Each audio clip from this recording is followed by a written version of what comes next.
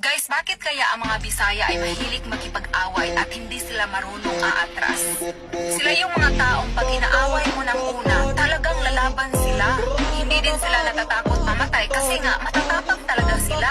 At pag maghingi ka naman ng apology, abay tatanggapin nila. Ang mga Bisayang yan ay tipo ng tao na mababait. Pero sila din tipong tao na ayaw mong kalabanin. Kasi hindi ka talaga aatrasan. Hanggang batayan yan sila, manalo or matalo.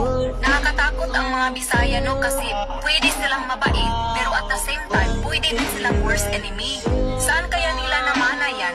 Siguro kay Lapu-Lapu. Si Lapu-Lapu ba yung pumatay kay Magellan?